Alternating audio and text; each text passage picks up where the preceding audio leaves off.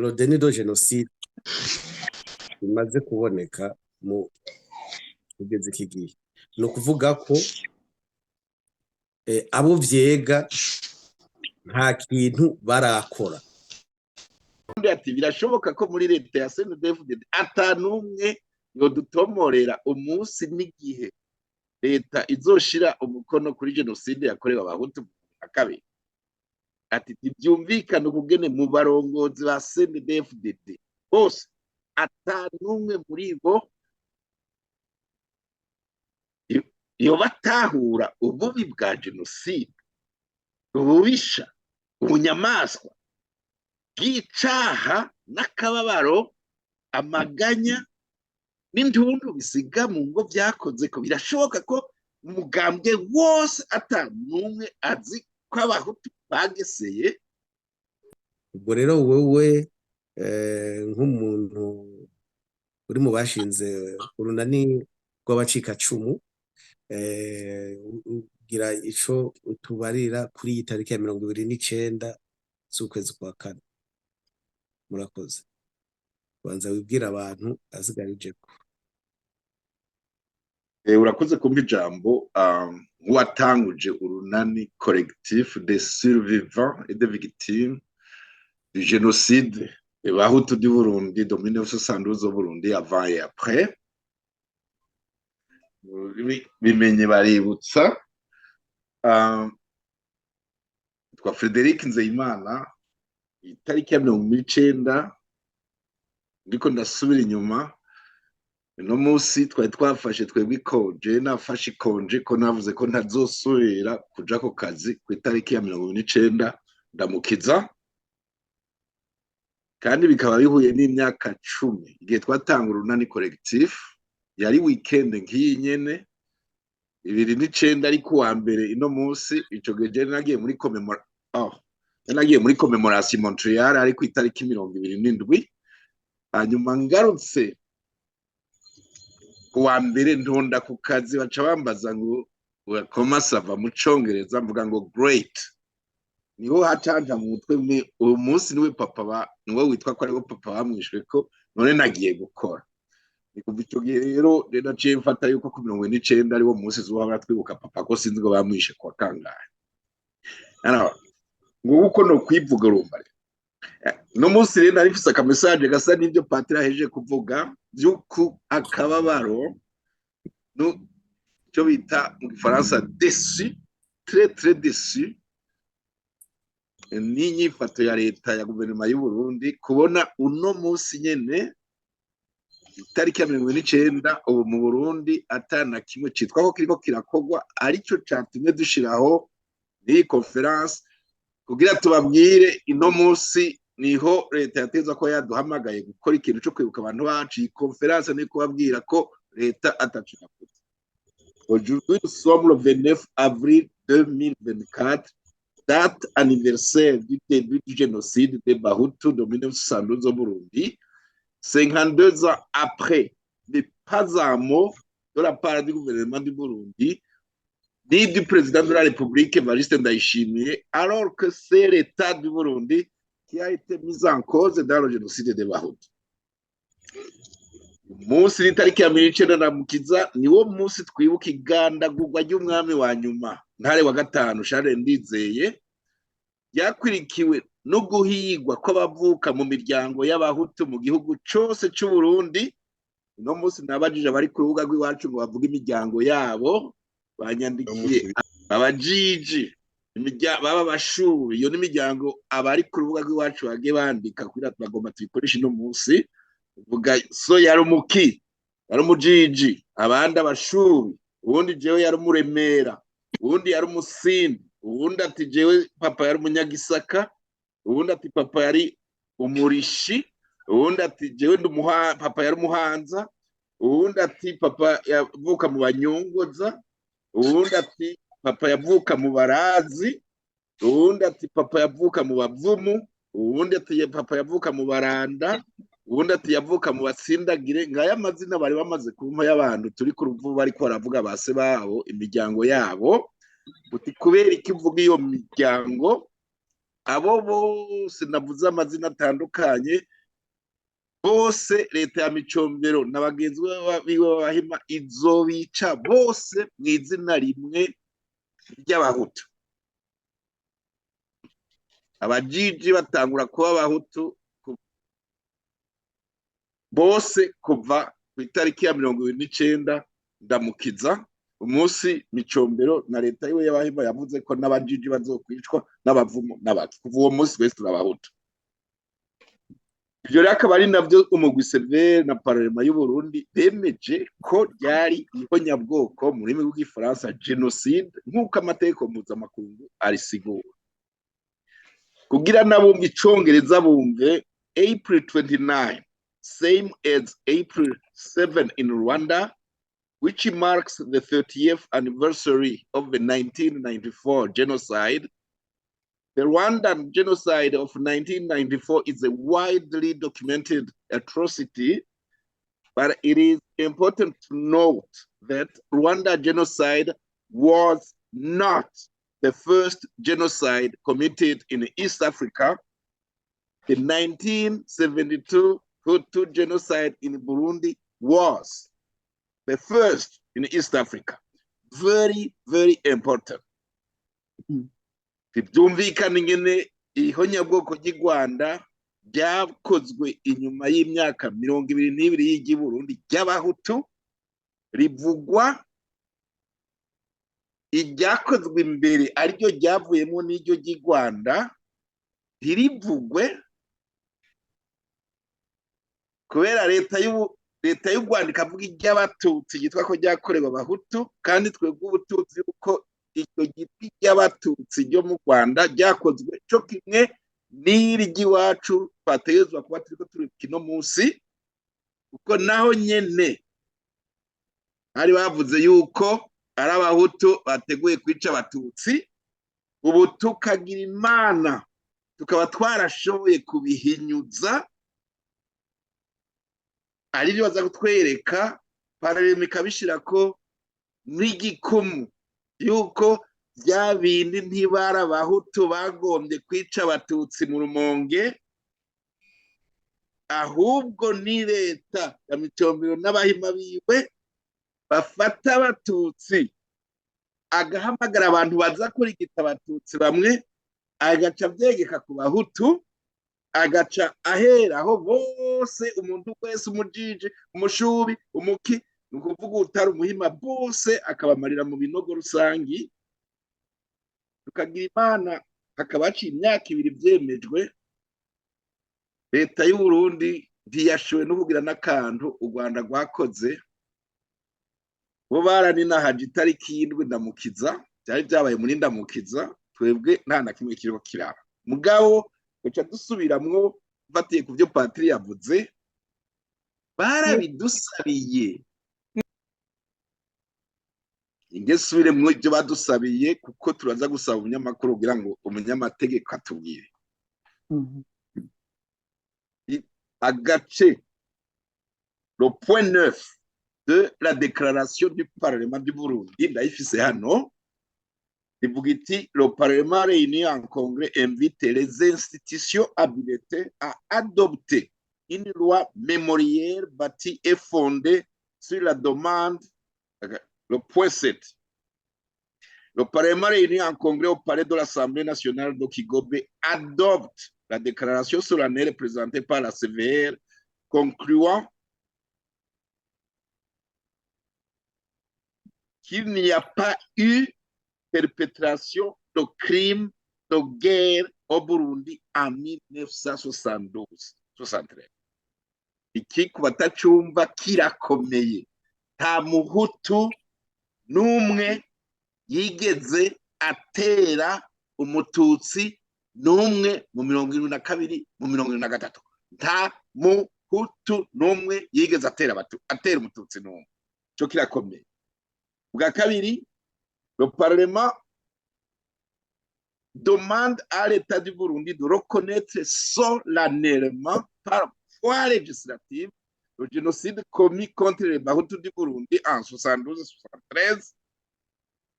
Ça fait 2 ans Impossible d'écrire une loi de 2 pages. Point 10. Le Parlement réuni en congrès demande à l'État du Burundi de mettre en place un mécanisme de poursuite judiciaire contre les présumés responsables. 2 ans après, rien. Point 11. Le Parlement réuni en congrès invite l'État du Burundi à fixer une journée nationale de commémoration du génocide commis contre les Bahutu du Burundi en 72-73.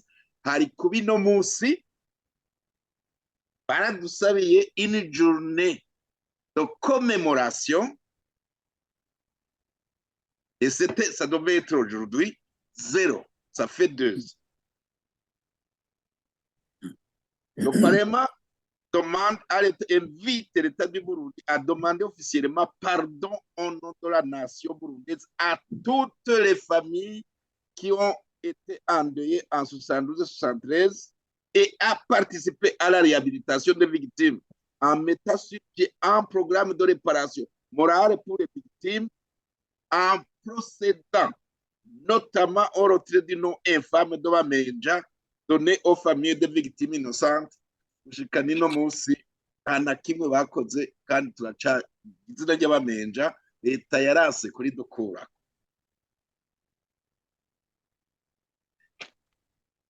Ivyo babongeye barabibaha n'umunsi n'umukiro. Alors nicyo twavuze tuti twebwe ntidushobora gusiba no munsi tutabwiye leta kwa pour nous survivants. Aujourd'hui marque le 52e anniversaire du début des massacres génocidaires des Bahutu du Burundi. 52e, 0 commémoration par l'État. Génocide y'u Rwanda yabaye 22 ans après, bageze kuri 30e commémoration par l'État, l'État du Rwanda. Au Burundi, 52e, 0 commémoration par l'État du Burundi. Au Rwanda, 30e, bageze nyine kuri 30e commémoration par l'État du Burundi. Donc, par l'État du Burundi, oui ou non? Ma réponse est oui, déni par l'État du Burundi. 29 avril, mais rien, 0, aucun mot, aucune mention, rien. Journée de travail normale, exactement comme le 29 avril 1972, sauf que ce jour-là, le gouvernement Micombero, lui, a fait quelque chose. Il a travaillé toute la journée et toute la nuit pour lancer le sifflet de départ pour l'élimination des Bahutus, en commençant par le roi Ntare V, suivi du commandant Martin Ndayahoze dans la même journée du 29 avril, et beaucoup d'autres comme le Mujiji Kinyombye Dodolin du monument inconnu, plus tous les autres. Le gouvernement du Burundi de Micombero de 1972, lui, il a travaillé sur le génocide. Le gouvernement actuel, rien, absolument rien. Naho rero ugiye kuraba ndiko ndasoma hariho umuntu umwe niwe nca mpereza mu Kirundi, we wenyine yabajije ikibazo witwa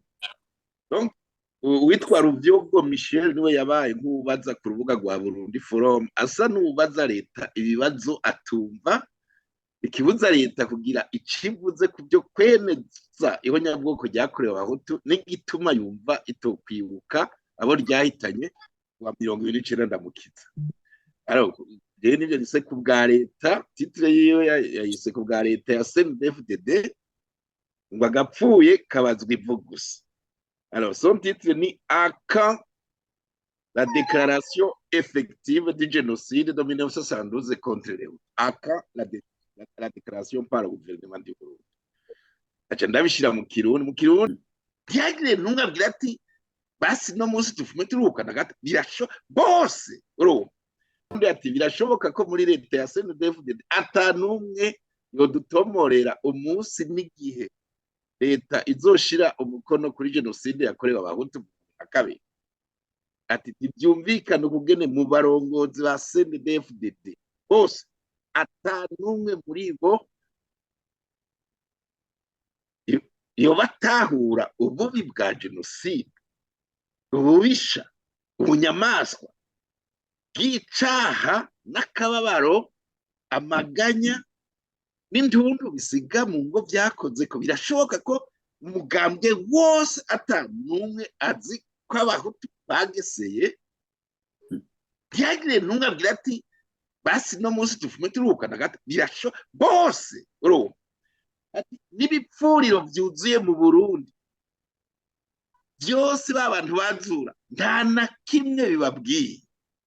Ibipfuriro bingahe Gitega?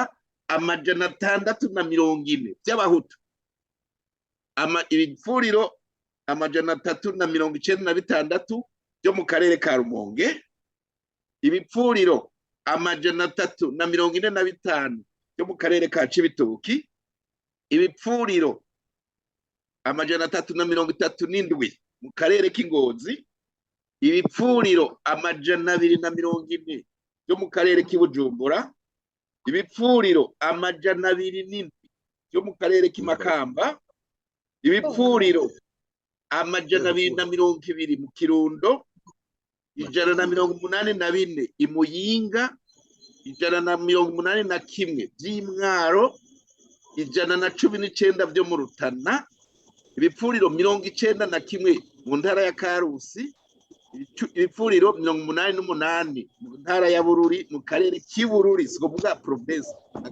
iruhande ya Bururi gusa commune, ibipfuriro 74 mu karere ka Makamba, 41 byo mu Cankuzo, nta n'umwe mu mugambwe CNDD-FDD ati guharura kuva kuri 1 gushika ku 10, nta n'umwe. Donc personne qui sait compter de 1 à 10, personne. Ngo habure hamuce mu mutwe ubwinshi bw'abahutu batikijwe, na cyane cyane abantu bavuka muri izo ngo, aho nituvuze baciye baba impunzi, abagizwe gute, abageseye, nta n'umwe umugambwe CNDD witwa wa demokrasi, nta n'umwe ashobora kugira abana ati erega no munsi na gatoya, nta n'akajambo.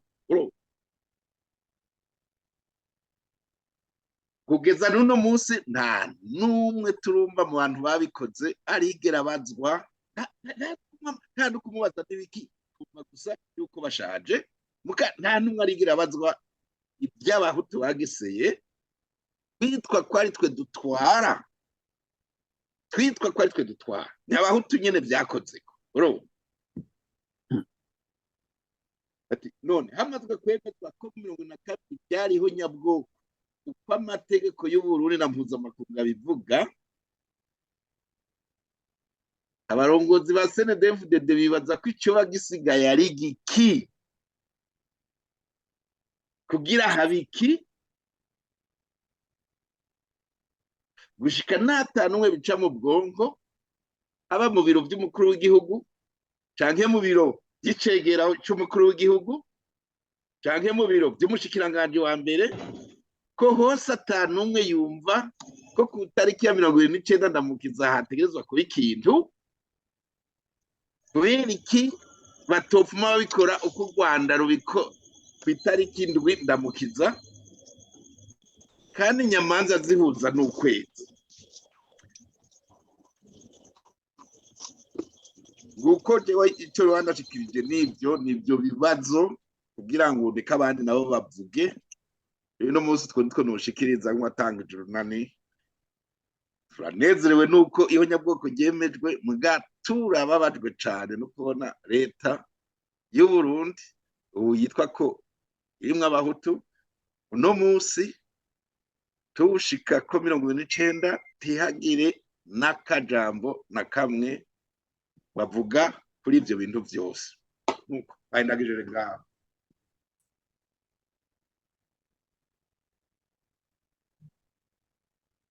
Murakoze cyane bwana Frederick Nzeyimana. Namuhaye akanya ngo aze kwivuga, yahagarariye ko ari mu yashinze collectif ururani rw'aba survivor. Yibagiwe no kuvuga ko ari umu anthropologue, ni ukuvuga ibintu avuga bihagarariye no ku bushakashatsi aba yarakoze.